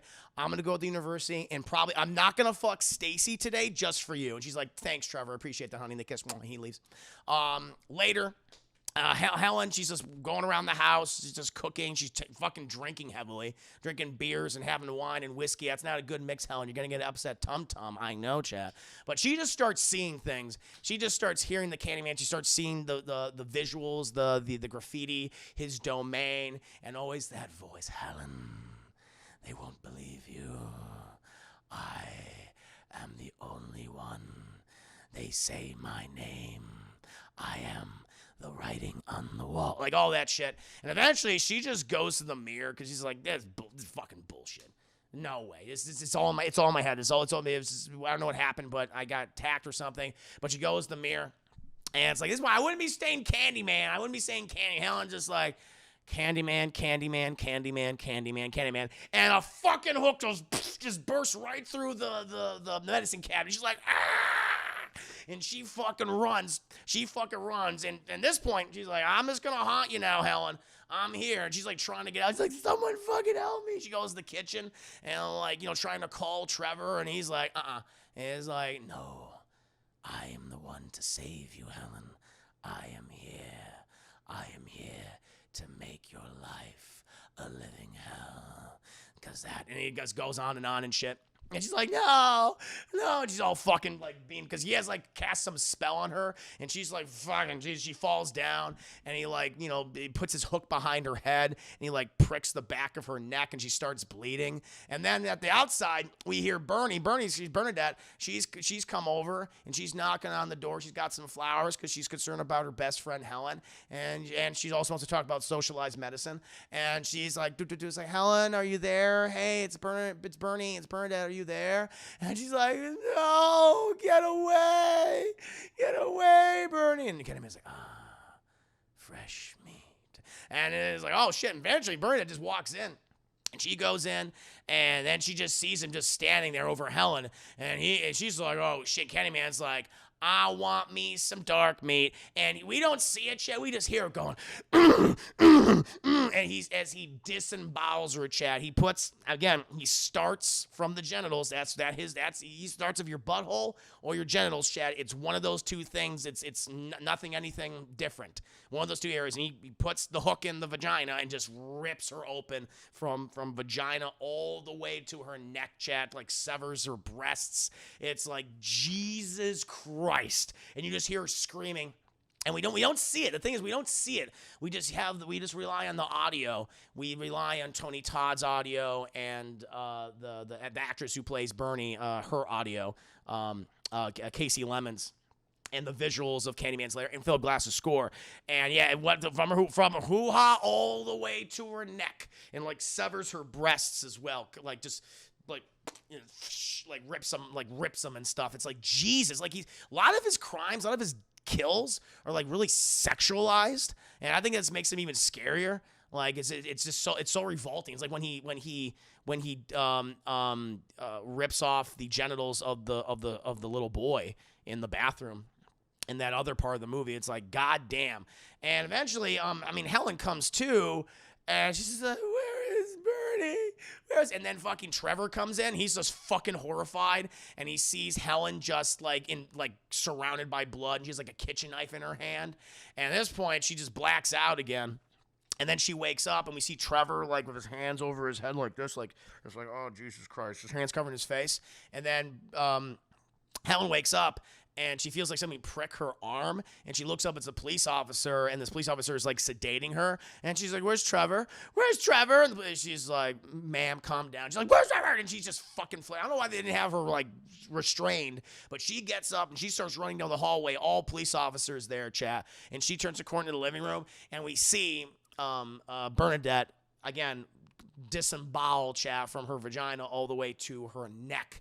I mean, the lacerations across her breasts and just dead. She's been basically drained of blood. She's gray colored. She's just gray at this point. And fucking, Trevor's just sitting there going, holy fucking shit.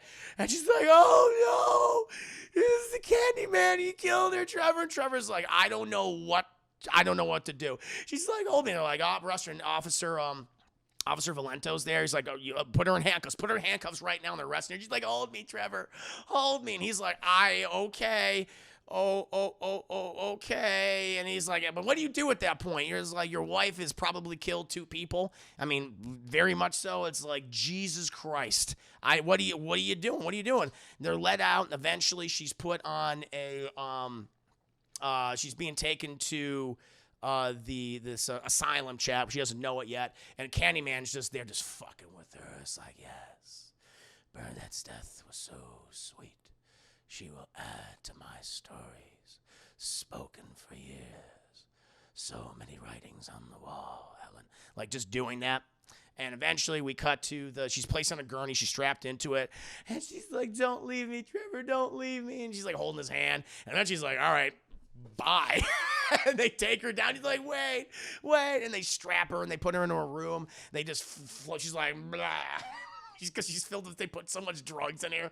They just dump her onto a bed and they strap her in. And she's like, no, he's coming back. He's coming back.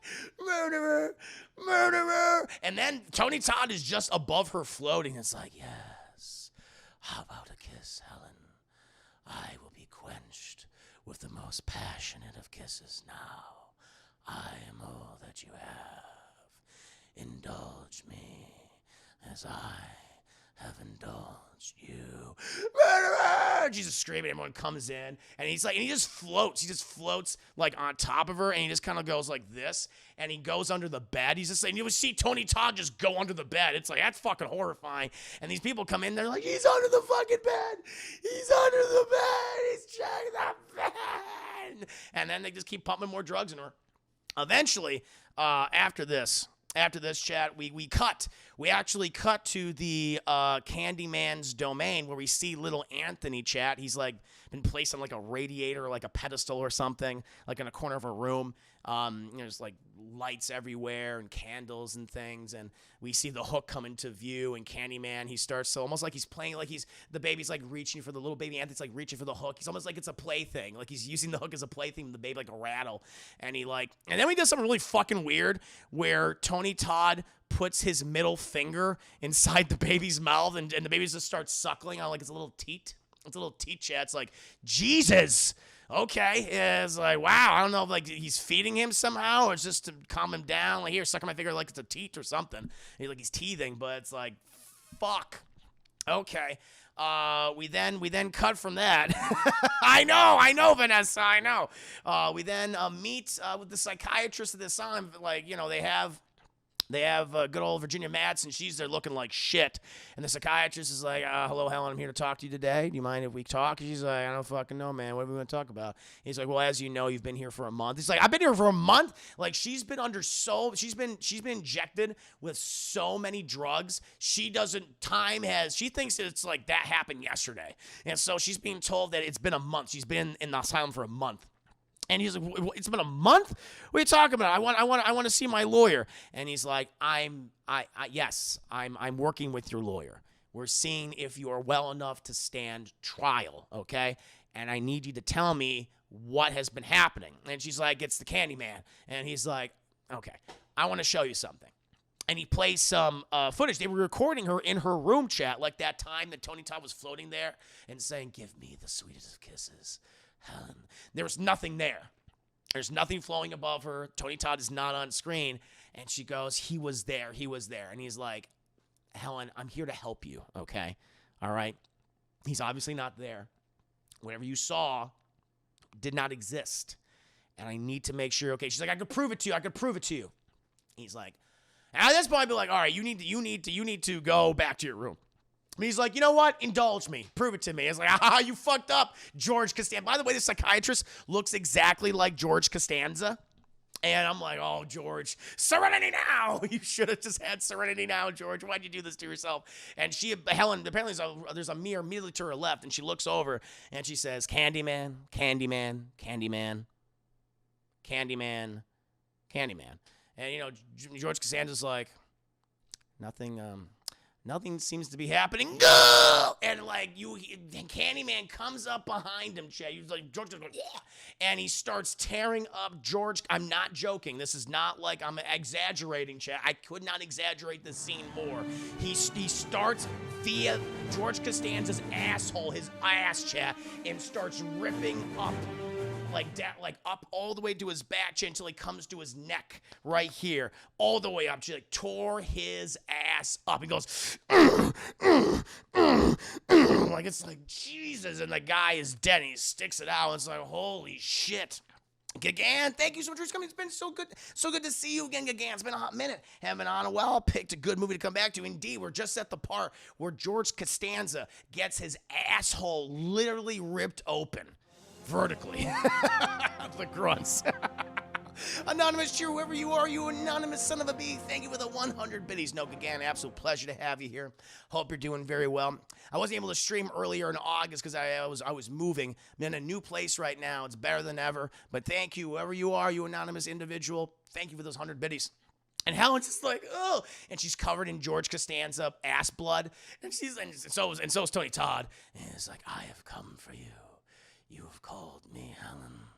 You are alone. There is no one who would believe you. I am the only one. You will come for me. You will come to me, and our union, our beautiful union, will be complete. And he frees her from her bond shack because she's stuck to the chair like that. And he's like, just tell me where the baby is. You haven't heard him, have you?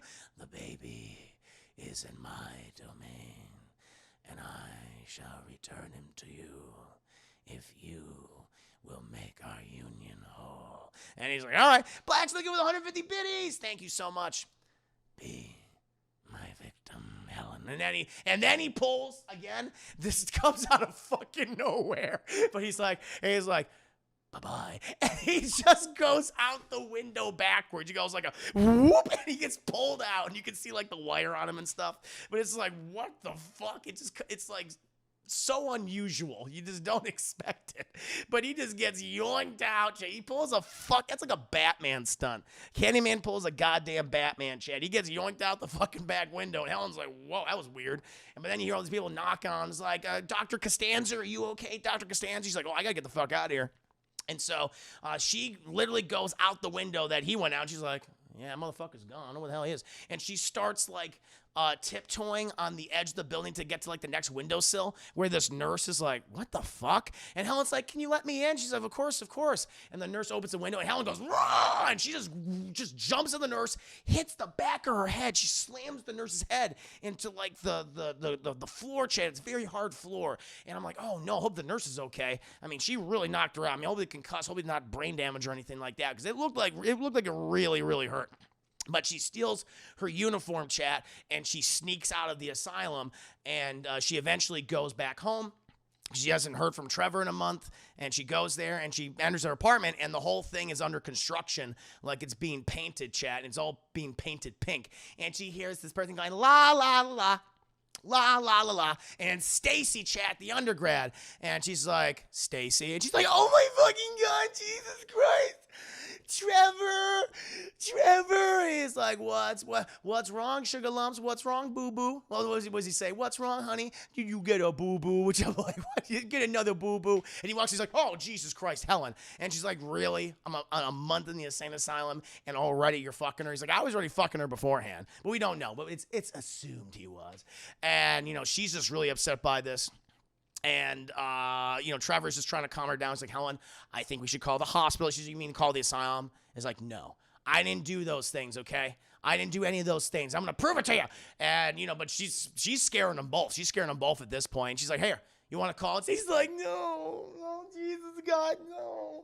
And it's like, here's the fucking phone. No one's calling nobody. And eventually Trevor's just kind of standing there like, I don't know what to do. I literally have no idea what to do. Stacy's fucking crying, and eventually Helen just leaves, and she's like, "Well, Candyman was right. Tony Todd was right. He's literally the only thing I have left. That is it. That's it. I've lost everything. My reputation is destroyed. My relationship with my husband is destroyed. Everyone, the world thinks I'm a fucking murderer. Everyone thinks I'm insane.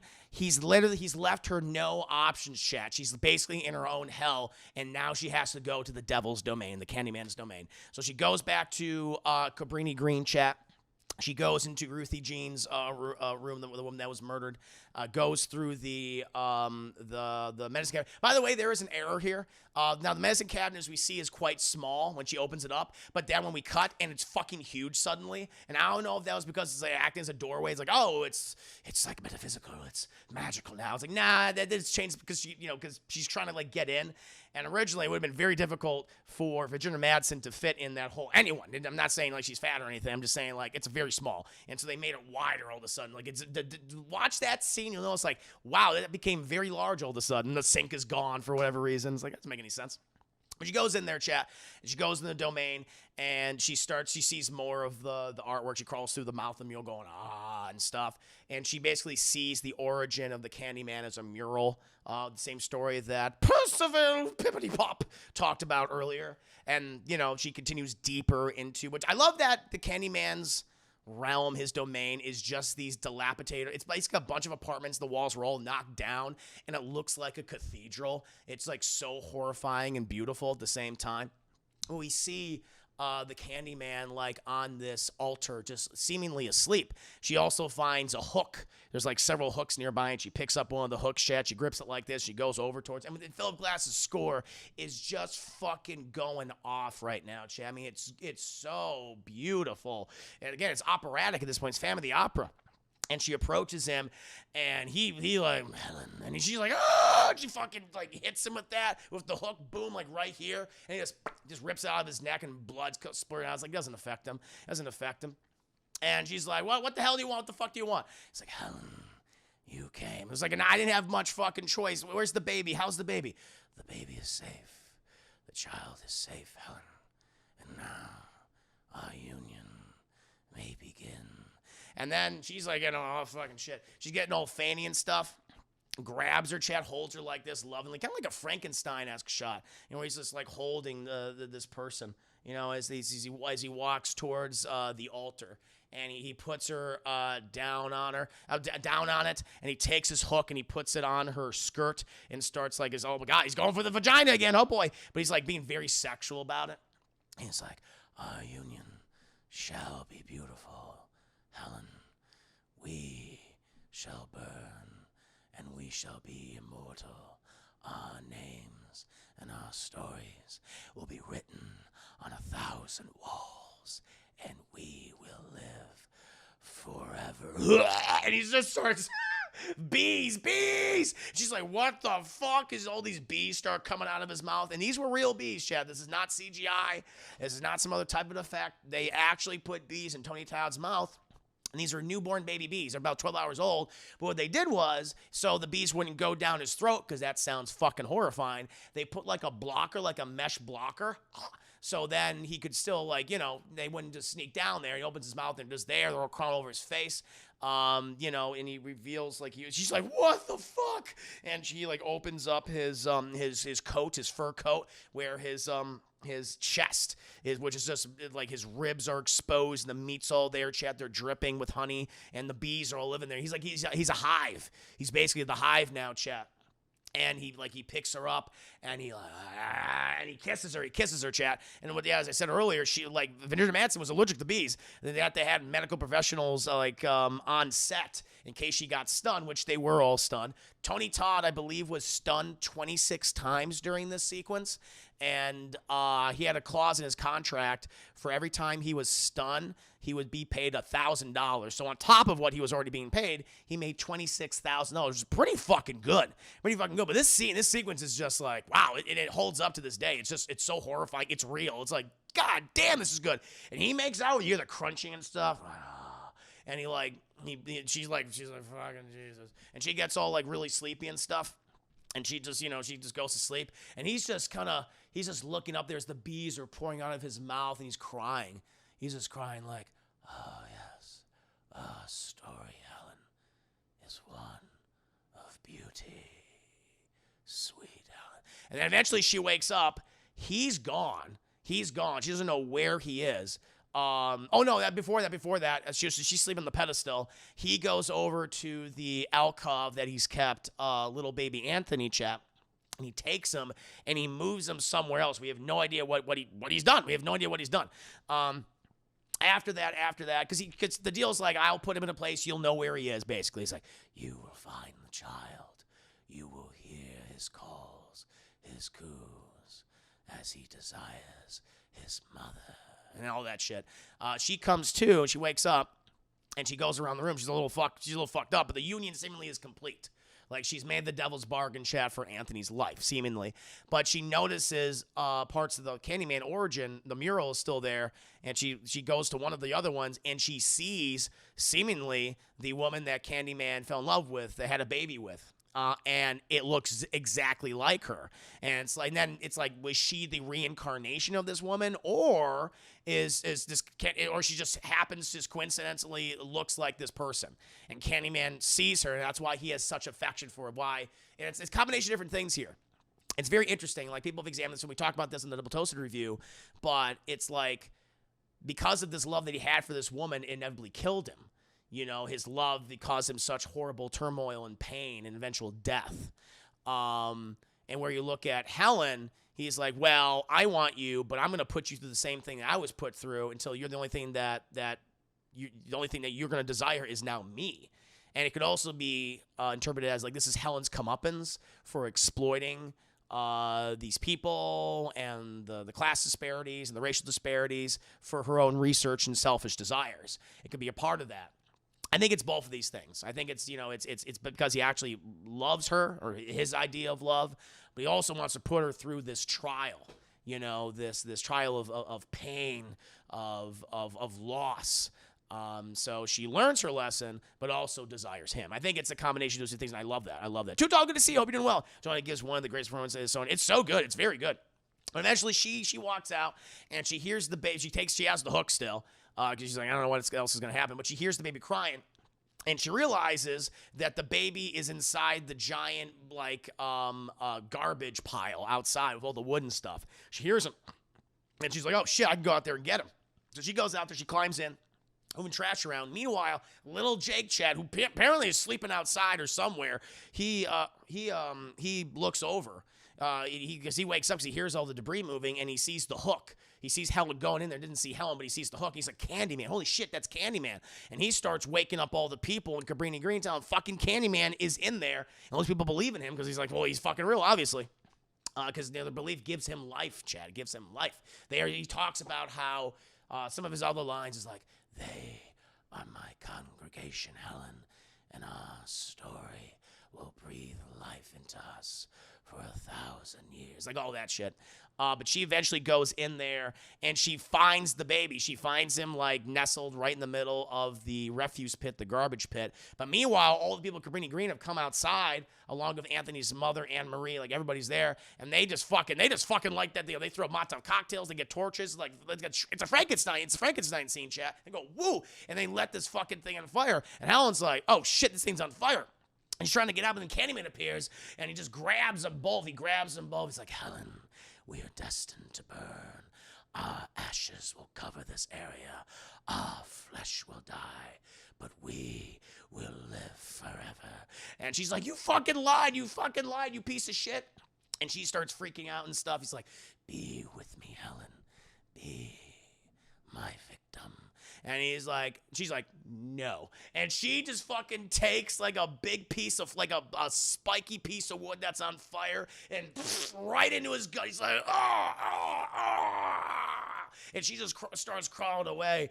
And he's like, Helen, come back to me, and everything. She's crawling forward and stuff. But then more burning debris starts falling on her. She starts burning, chat. Like her back gets set on fire, her hair gets set on fire, and she's just crawling forward with the baby, protecting the baby, just like the whole time. And eventually, like, she starts to get out. People see her like, oh, fucking shit. And they drag her out, and they're putting her out, but she has these horrific fucking burns. Like, the top of her head and neck and ears are all gross now. It's like, oh my God, like, serious fucking burns. She's like, at that point, they put her out, and the baby, and Anne-Marie sees the baby, and they're like, oh, it's the baby. She saved the baby, and she's holding the baby. And we cut back to Tony Todd. It's like, Helen, come back to me. And then this debris falls. He's like, as he burns alive, Chad. He finally dies. His ashes once again cover Cabrini Green. And we see his burnt out body just like laying there. Little Jake's like, fuck yeah. It's like, it's also your fault that Helen burned to death, but whatever. Helen dies. She's like, she fucking dies, Chad, because of the horrific fucking burns and smoke inhalation. And we then cut to her funeral, where Trevor is with Stacy and Percival Pippity Pop and a couple of their other friends. Very small ceremony. The priest is like, yeah, she was a piece of shit, but we shouldn't judge her based on those things. She's in God's hands now, and he judges all, and we all get judged. Anyway, whatever. And they're like, great speech, Father. But right before they're about to leave, chap, Percival Pippity Pop is like, Trevor, I see people coming. And we see this long line of parishioners, chat, being led by Anne Marie and little Jake, chat. And she's holding Anthony, and he's holding something else in his jacket. We don't know what it is, but they've come to pay their respects for Helen. They're there to honor her as a hero who saved little Anthony's life. And they go there. And you know, Anne Maurice stands in front of the grave of little Jake, and he unbuttons his coat, and we see what he has inside. It's Candyman's hook. He has the hook, chat. You know, that was the only thing that was left of him, chat. The rest of his body turned to ash, but the hook survived, and he throws it into the grave along with Helen's casket. We see inside of her casket, and she's all fucking burned. Like, they put a ton of makeup on her. You know, the pancake shit, but you can tell, just horrifically burned. After that, we cut... And it's however long later, and we see Trevor. Trevor is emotionally affected by this scene. He can't believe it. And he's like, "Oh my God, my wife was innocent the whole time, and I didn't support her. I didn't do what a husband should have done." And we come back to the apartment, and we just see Trevor in the bathroom, just like, I mean, he feels so guilty. He's crying about what happened, and he's remembering Helen. And then Stacy comes over. He's like, "Hey, I want to cook some food. You want to help cook some food?" And he's like, "I'll be out in a minute." She's like, "Well, you know, I'm going to make you a nice meal and stuff." He's like, "Okay, whatever." And she's like, "Oh my God, you're so old and gross and stupid." And she goes out. She's just complaining the whole time, just acting so immature. It's like, Jesus Christ. She's like 17, and he's like 45. It's like, this is not going to work out. And she's like making, you know, a steak or whatever, and he's just crying. He's just like, "Oh God, Helen, I'm sorry." He's remembering this, like, where it's like comparative. To like how Stacy preparing this meal, she's just doing it with such resentment, and he remembers a scene of Helen like making this great dinner and baking him a cake, and he's like, "Oh my God, never really appreciated her. Jesus Christ, not until now, like truly appreciated her." And he goes to the mirror, he's like, "Helen, oh God, Helen." And he looks at it and he goes, "Helen? Helen?" And he says her name 5 times, chat. And he turns off the light. Boom. And she's standing behind him. And he's like, "Whoa!" And she's all burned and shit. She's all horrifically burned. And she's like, "Hello, Trevor." And he's like, "Oh." He's like, "What's wrong, Trevor? Did you not call for me?" He's like, "Helen." He's like, "Trevor, be my victim." And she sticks that fucking hook right in them goddamn genitals, chat, rips them off and goes, "Ugh, ugh, ugh, ugh, ugh." And you just hear him go, "Oh." And Stacy, she runs over, she opens the door, and she's like, "Ah," because we just see Trevor in the bathtub, just junk ripped apart all the way up to his neck, chat. Fucking dead, disemboweled, chat. Genital mutilated and disemboweled. And it's like, holy shit. And then, chat, we cut to Candyman's domain, and where the altar was, chat, that huge altar, and behind it, this massive mural, chat. And we get closer and closer and closer to it. And it's not a mural of the Candyman, chat. It's not Tony Todd. It's Helen. And she is a figure set ablaze, looking to the heavens, chat, with her piercing eyes. And she is now become what she researched, what her whole life was about, chat, an urban legend. And she, too, appropriates the culture of the black man, chat. She takes that. She's like, "This is mine now." She becomes the next urban legend, chat. Typical white person. And that, my friends, chat, is 1992's Candyman, directed by Bernard Rose, adapted from Clive Barker's original work, The Forbidden. There you go, chat. At the end of the day, still cultural appropriation. She took over. She's like, "This is my shit now. This is my shit." Even in death, they take shit. Even in death. There you go. Oh, so overall, I mean, it's a great movie. Love this film. Acting, so some of the acting, like the girl plays Stacy, she's not great. She's okay. She's competent. But for the most part, all the other acting, the dialogue is really cool. A lot of the effects hold up. There's some really great practical effects. The whole B sequence is amazing, chat. The score is incredible. It's well edited. It's well paced. Overall, it's a great film. Maybe not cut some corners occasionally, chat, due to its low budget, but still a fantastic slasher film, you want to call it that, chat. I don't know what you consider it, a ghost movie, but overall it's a really good movie, and it talks about some issues which they're still relevant today, that have yet to be solved. And so Candyman, to me, is the definition of a low full price film, chat. Really enjoyed it. Definitely a low full price film for me. Thank you, no one. Clap, clap, clap. Thank you, no one. Thank you for the 5 biddies. Thank you, guys. Stacy see-through white shirt was cool. Oh yeah. Her nips are like boing. Yeah. They were saying attention. Black Sun everybody's well done. Excellent review. Thank you. Thank you. How the sequels? I know the second one was directed by the guy who did Dreamgirls. I've only seen parts of maybe a couple of them, the clips. I've never seen them in their entirety. I've seen the Candyman origin sequence, and it's not great. It's not very good. Percival Pippity Pop did a much better job of just talking about it. That wasn't the case where tell, not show, actually worked better, which is rare. But yeah, they have even less budget. And what I saw was not that very good. I don't think they're like despised, but I don't think anyone considers them to be like as good or superior than the original film. All very below average. Very. There you go. Yep. Yeah, but no, thank you guys. I hope you enjoyed this review. It was a fun one, chat, and of course, this is in preparation for Candyman 2021, chat, which comes out, I guess technically Friday, but there's already going to be screenings on Thursday at various theater chains. So, yeah, I'm going to see it probably either tomorrow or Friday, and I will come in with my non-spoiler review. So I'll talk about the film. And we'll just do like my general thoughts on the movie, what I like about the story, the setting, the characters, how it connects maybe to the original film. I don't want to say too much because that's probably gonna be big spoiler territory. But it's gonna be interesting, chat. Like now that this film is like so fresh in my mind, I'm gonna be just looking at all the details and seeing like the similarities and like the connections. So I mean, for the people that don't know. The characters of Anne-Marie McCoy and Anthony McCoy are in the new movie, chat.